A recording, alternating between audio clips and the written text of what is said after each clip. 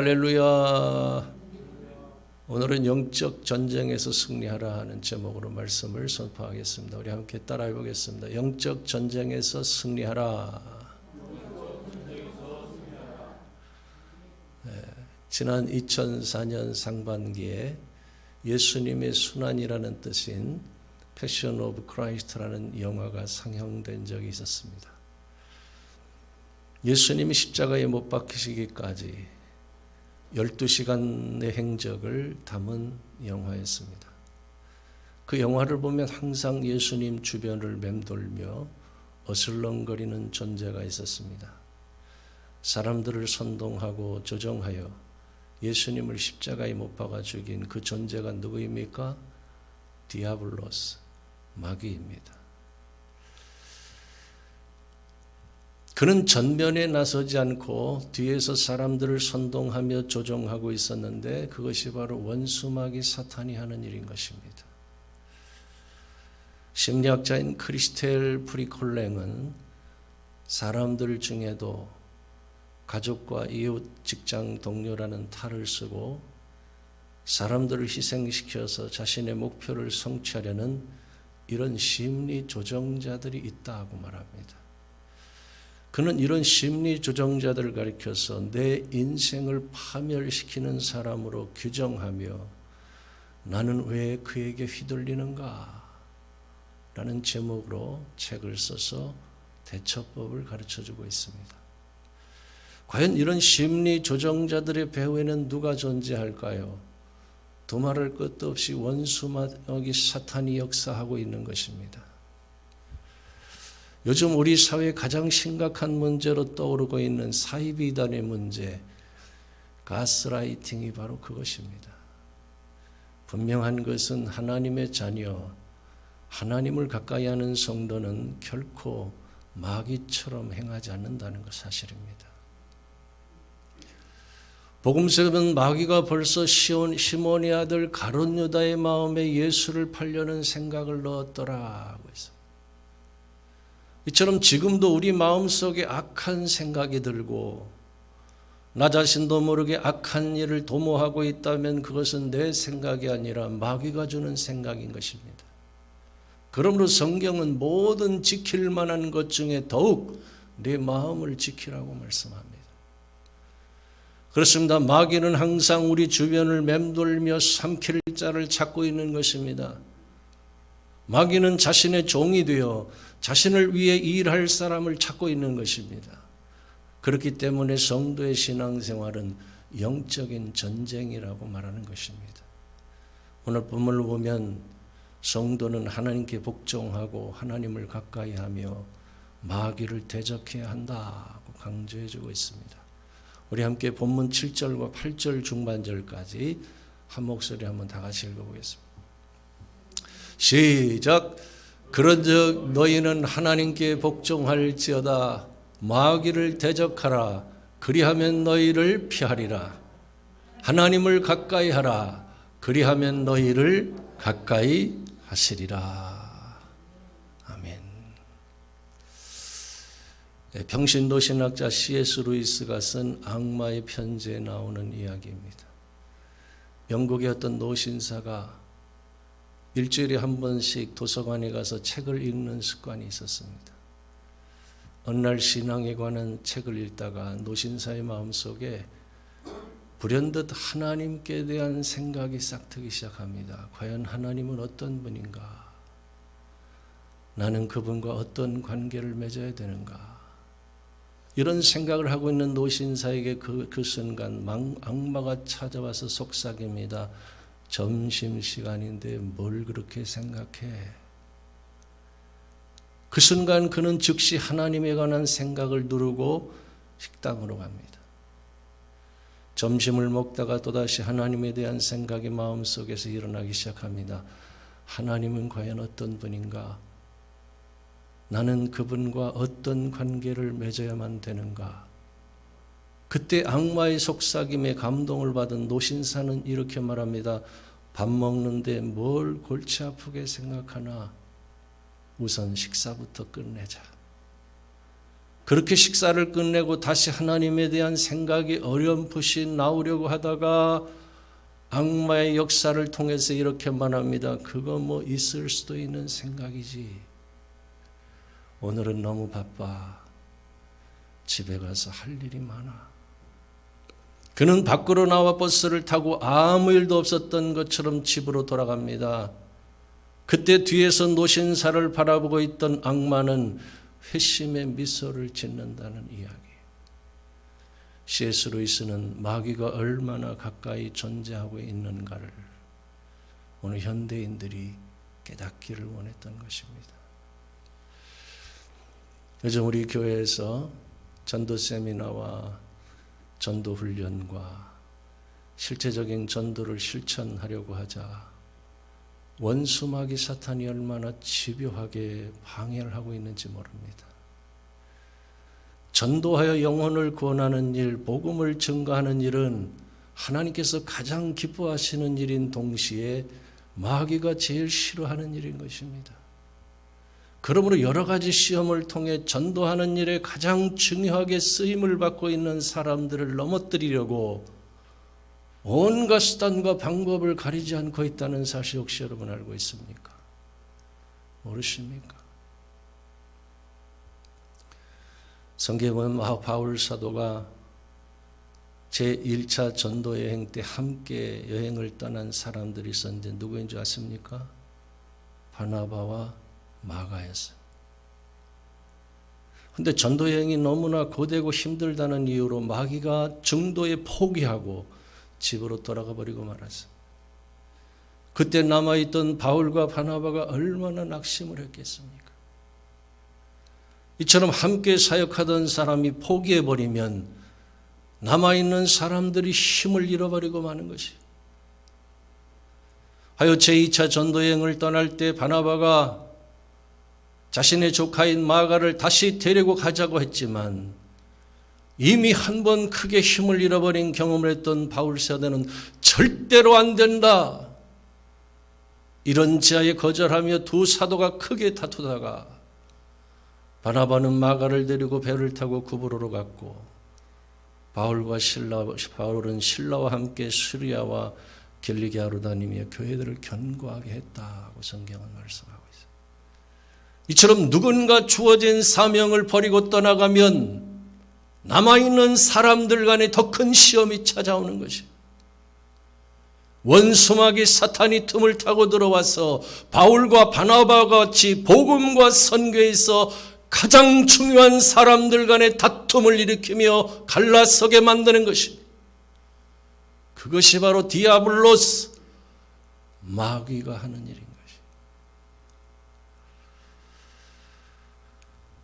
그러므로 오늘 우린 본문 말씀에서 강조하고 있는 것처럼 하나님께 복종하고 하나님을 가까이 하며 마귀를 대적해야 합니다. 절대 사람을 상대로 싸우지 말고 기도로 마귀를 대적해야 합니다. 오직 예수 그리스도의 이름으로 원수 마귀의 모든 시험과 욕들을 물리쳐야 되는 줄로 믿으시기를 바랍니다. 오늘 본문을 보면 하나님께 복종하며 하나님을 가까이 하는 길과 마귀를 대적하는 길이 무엇인가를 가르쳐주고 있는데 사실 이 말씀은 하나로 연결되어져 있는 메시지라고 할 수 있어요. 다시 말해 우리가 하나님께 복종하고 하나님을 가까이 하면 그것이 곧 마귀를 대적하는 길이 된다는 사실. 과연 이 하나의 메시지를 실천하기 위해 가장 중요한 것이 무엇일까요? 먼저 오늘 본문 8절 중반절부터 보면 죄인들아 손을 깨끗이 하라. 두 마음을 품은 자들아 마음을 성결하게 하라 라고 말씀했는데 구약성경에 보면 제사장들이 흠하게 들어가기 전에 반드시 손을 씻어야 했어요. 다시 말해 손을 씻는 것은 하나님께 드리는 제사를 위한 선결 조건이었어요. 또한 두 마음을 품은 자들은 마음을 성결케 하라고 말씀했는데 이것은 하나님께 예배를 드리려는 마음을 가진 사람이 동시에 악을 행하려는 마음을 갖는 것을 의미합니다. 이사야 1장 13절에 보면 성회와 아울러 악을 행하는 것을 내가 견디지 못하겠노라 하고 하나님께서 탄식하셨어요. 그러므로 하나님께 예배를 드리기 전에 외적으로 악을 행한 손을 씻어서 깨끗하게 하고, 또한 내적으로 악을 행하려는 마음을 버리고 스스로 성결하게 하라는 말씀인 것입니다. 그렇습니다. 우리가 하나님께서 기쁘게 받으시는 예배를 드리기 위해서는 먼저 외적으로 죄를 지은 것을 회개하며 정결케 해야 하고, 또한 내적으로 죄를 계획하는 마음을 버리고 스스로 성결하게 해야 된다는 것입니다. 그런 성도들이 참된 예배자로 세워지게 되는 것입니다. 할렐루야. 더 워라는 영화가 있습니다. 가정일에는 전혀 관심이 없고 오직 워커홀릭에 사로잡혀 살아가는 남편과 사사건건 부딪히며 부부싸움으로 힘들게 살아가던 주인공은 어느 날 독실한 크리스찬인 클라라 부부를 만나게 됩니다. 그들의 행복하게 살아가는 모습을 바라보던 클라라는 그들이 영적인 전쟁터, 중보 기도실이라고 할 수 있는 워룸을 통해서 부단한 영적 싸움을 하며 살아가고 있음을 알게 됩니다. 그 워룸을 소개받은 주인공은 정작 자신이 싸워야 할 상대는 남편이 아니라 악한 영들과의 영적인 싸움이라는 것을 깨달았습니다. 그럼으로써 가정이 다시 회복되어가는 이야기입니다. 이 영화는 우리가 싸워야 할 대상이 무엇인지를 깨닫게 해줍니다. 그것은 사람을 상대로 싸우지 말고 우리의 믿음을 무너뜨리는 진짜 적과 맞서 싸워야 한다는 사실입니다. 그러기에 가장 중요한 것은 하나님께 드리는 예배 생활에 승리하는 것입니다. 우리가 하나님께서 기쁘게 받으시는 예배를 드릴 때 영적인 분별력이 생기고 하나님을 가까이 하고 마귀를 대적할 수 있는 신령한 능력을 공급받게 되는 것입니다. 그 외에도 하나님께서 부어주시는 은혜와 능력이 하나님께서 기쁘게 받으시는 예배를 통해서 주어진다는 사실, 우리는 꼭 기억해야 합니다. 그렇습니다. 성도는 무엇보다 예배 생활에 승리해야 합니다. 하나님께서 기쁘게 받으시는 예배를 드릴 수 있어야 합니다. 그런가 하면 이런 말이 있습니다. 죄인들의 웃음 속에는 신에 대한 배반이 담겨 있다 라는 말이 있어요. 온갖 악한 일을 행하며 죄를 짓고 마음속에 악한 일을 계획하고 도모하면서 웃고 있다고 생각해 보십시오. 과연 그 웃음을 하나님께서 기뻐하실까요? 그 웃음을 하나님께서는 견딜 수 없어 하시는 것이에요. 그러므로 오늘 본문 9절에 보면 슬퍼하며 애통하며 울지어다. 너희 웃음을 애통으로, 너희 즐거움을 근심으로 바꿀지어다 라고 말씀합니다. 여기서의 웃음은 헬라어로 겔로스인데 두 가지 의미가 담겨 있습니다. 하나는 연회 석상에서 인간들이 웃고 떠드는 것을 뜻하고, 또 하나는 배신과 음모를 감추고 드러내는 웃음을 뜻합니다. 다시 말해 쾌락을 삶의 본질로 쫓고 있는 자들의 웃음과 악한 일을 계획하며 회심의 미소를 짓고 있는 자들의 웃음을 말합니다. 바로 그런 자들이 웃으면서 하나님께 예배를 드리고 있는 것을 의미하는데, 그 웃음을 애통으로, 그 즐거움을 근심으로 바꾸라는 것이에요. 오히려 슬퍼하며 애통하며 울라고 말씀합니다. 사실 이 말씀은 오늘 사순절 6번째 주일인 동시에 고난주간이 시작되는 종려주일에 꼭 맞는 말씀이 아닐 수 없습니다. 본래 사순절은 부활절을 앞두고 약 40일간 몸과 마음을 정결하게 하고 그리스도의 순환을 기억하며 성경을 읽고 금식하며 참여하는 시간으로 지켜져 왔어요.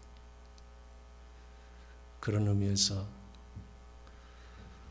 하나님 앞을 떠나 세상에서 쾌락을 즐기며 살아왔던 삶을 회개하고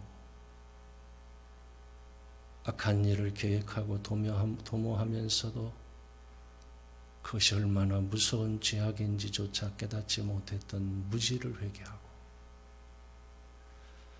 그런 웃음을 가지고 하나님께 예배를 드려왔던 잘못된 신앙을 회개해야 하는 것입니다.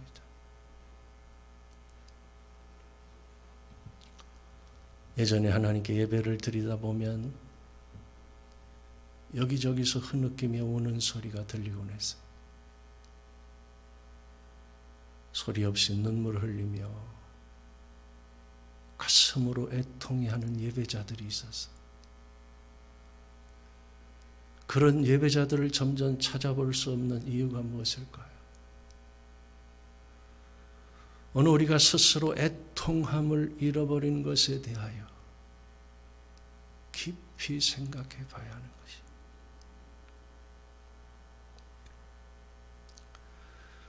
특별히 오늘 본문을 보면 즐거움을 근심으로 바꾸라고 했는데, 여기서 근심은 헬라어로 카페테이안으로 낙담을 의미합니다. 다시 말해 감히 하늘을 쳐다보지도 못하고 죄인을 용서해 주시기를 바라는 자세를 갖는 것을 가리켜. 그것이 죄를 지은 사람이 하나님 앞에서 가져야 될 마땅한 자세라는 것이. 결코 하나님 앞에서는 목을 곧게 하거나 삐딱한 자세로 예배를 드릴 수 없는 것입니다. 오늘 고난주간을 앞두고 종려주일 예배를 드리고 있는 여러분 모두가 죄 아래에서의 삶을 과감히 청산하고 오직 하나님의 긍휼을 바라보는 믿음을 갖게 되실 수 있기를 주님의 이름으로 축원합니다. 끝으로 주 앞에서 낮추라 말씀합니다. 우리 함께 본문 10절 말씀을 또 한 목소리로 다 같이 한번 읽겠습니다. 시작. 주 앞에서 낮추라. 그리하면 주께서 너희를 높이시리라. 사랑하는 성도 여러분, 교만한 사람에겐 영적 전쟁 자체가 성립되지 않는다는 사실 여러분 알고 있습니까? 왜냐하면 하나님께서는 겸손한 자에게 은혜를 베푸시고 교만한 자를 물리치시는 분이기 때문에. 다시 말해 교만한 사람은 하나님이 함께 하시지도 않고 하나님께서 어떤 은혜와 능력도 주시지 않는 것이. 그러므로 교만한 사람은 오히려 마귀의 종이 되어 하나님의 사람들을 박해하고 하나님께서 계획하며 성취하시는 일들을 휘방하는 방해꾼이 될 수밖에 없는 것이죠. 그렇기 때문에 최초의 교보신학자 어거스틴은 성도가 취해야 될 신앙의 덕목은 첫째도 겸손, 둘째도 겸손, 셋째도 겸손이라고 강조했다는 것이죠. 특별히 오늘 본문에 주 앞에서 낮추라는 말씀이 중요합니다. 누구 앞에서 낮추라고요? 주 앞에서 낮추라. 이 말씀은 전지전능하신 하나님만이 누가 겸손한가를 아시고 주 앞에서 겸손히 자신을 낮추는 자를 주께서 높여주신다는 것이.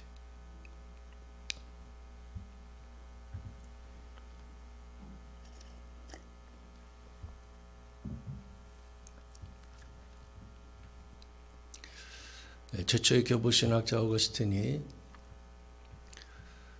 레이나라고 하는 제자가 있었는데 하루는 볼 일이 있어서 그 제자를 불렀습니다. 여보게 레이나. 스승이 부르는데도 레이나는 대답이 없었습니다. 옆방에 분명히 있는 걸 아는데 응답이 없었어. 여러 번 거듭해 불러보았지만 여전히 응답이 없었어. 그때 어거스틴은 슬며시 화가 나기 시작했어. 이 녀석이. 그는 옆방문을 신경질적으로 열어 젖혔습니다. 그 순간 그는 아차하고 자신의 실수를 깨닫게 되었어요. 왜냐하면 레이나는 무릎을 꿇고 앉아 하나님께 간절히 기도하고 있었기 때문에, 너무나도 간절히 기도에 몰두하다 보니 스승이 부르는 소리도 듣지 못했던 것이. 어거스틴은 부끄러워서 몸둘 바를 몰라 했습니다. 그는 기도가 끝나기를 기다렸다가 제자에게 이렇게 간청했어요. 너의 발로 내 목을 밟고 서서 교만한 어거스티나, 교만한 어거스티나, 교만한 어거스티나, 이렇게 3번만 소리쳐다오. 그는 이렇게 사과했다는 일화가 있어요. 이처럼 어거스틴은 겸손한 사람이었지만 자신의 내면 속에 슬며시 고개를 쳐드는 교만이 있었음을 깨닫고 가슴을 치며 회개했다는 것이. 그렇습니다. 겸손은 가장 치열한 영적 전쟁의 결과물인 것입니다. 우리는 항상 주 앞에서 스스로 낮추는 훈련을 멈추지 말아야 하는 것입니다. 언제까지요?